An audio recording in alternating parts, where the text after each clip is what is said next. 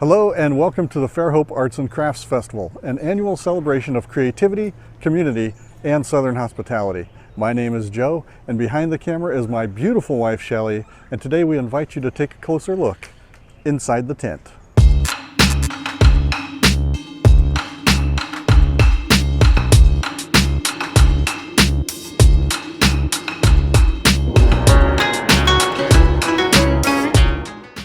The Fairhope Arts and Crafts Show celebrated its 71st year in 2023.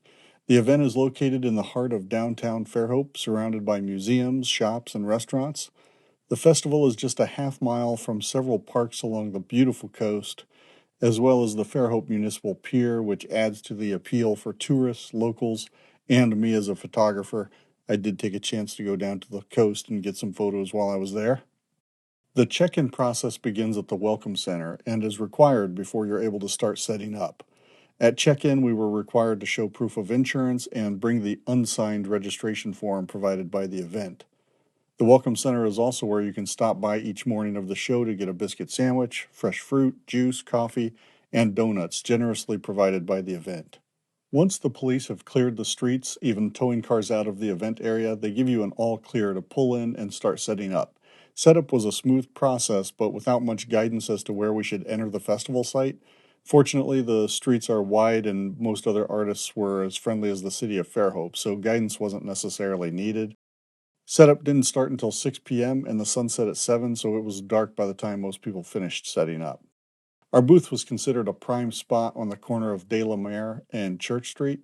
Although it was at the end of De la Mare, it was in the middle of Church Street, which was populated with tents on both sides of us.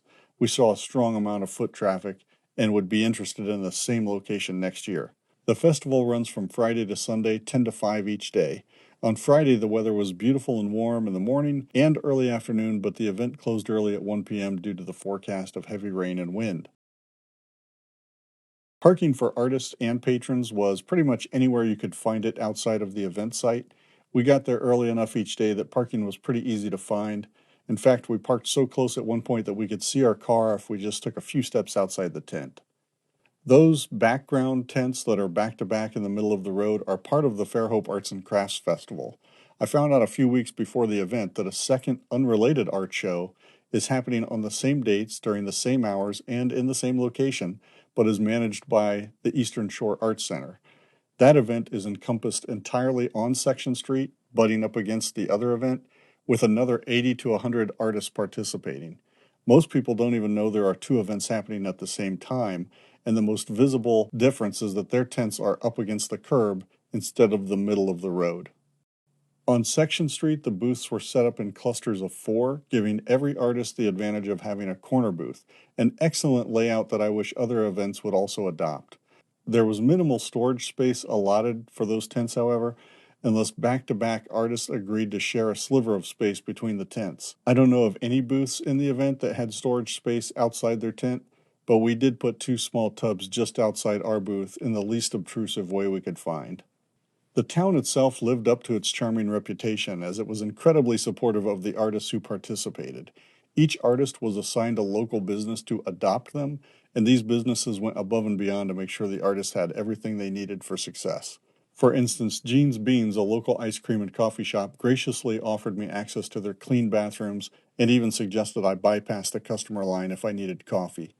They also were willing to make copies, send emails, and provide other assistance whenever necessary, truly exemplifying the Southern hospitality that the region is renowned for. Along with the clean bathrooms available inside local businesses, portable toilets were also placed throughout the event for the convenience of the artists. Food options at the event included island noodles, barbecue, corn dogs, and even fried Oreos, but they weren't the only food options in the area. At least 1 or 2 more food options are inside the French Quarter, a charming space off of De la Mare where you can have a quiet lunch by the fountain, use the restroom, do some shopping, stand under the heaters if it's cold outside, or just enjoy the shade if it's hot.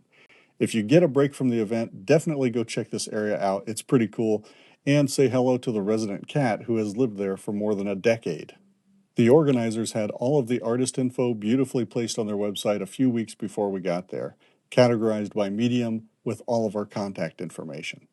And immediately after the event, all award winners were listed as well, with their photograph holding their award. I was fortunate enough to receive the Award of Distinction, which came with a $750 cash award, for which I am grateful. These guys were spot on with their communication, timely, succinct. They also used a text messaging system to notify us of bad weather. The welcome packet included all of the tax forms we needed, which made it very easy to calculate and send out our checks to the tax office. I really appreciated that. The loadout was surprisingly as smooth as the load in, another event with no major injuries. Other random things you should know: we paid an app fee of $45, booth fee of $350, and $75 for a prime spot, which was worth doing in my opinion. We drove 500 miles one way for this event, and our total expenses, including gas, lodging, and the aforementioned fees, was about $1,100. We would absolutely do this event again. It's an excellent, well-organized event with a very supportive community, and it exceeded our expectations. The application process opens in July, and the acceptance rate appears to be about 40%. You can get the required transient business license for $31 by calling the number on your screen.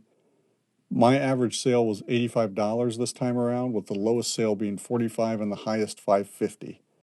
This event ranked number 24 on the Sunshine Artists Top 100 of the past decade list, and it's been on the Sunshine Artists list of top 200 events in the country every year since the 1990s. Overall, Shelley and I loved this event. Great location, reasonable booth fee, supportive community. Thank you to the people of Fairhope for your support, and to the festival committee for putting on such a great show. Needless to say, I'm eager to participate in this event again in the future. Thanks to the exemption I received from the 2024 jury process, I have already marked it on my calendar, and I'm looking forward to it. Any questions, leave them in the comments. Thank you for watching.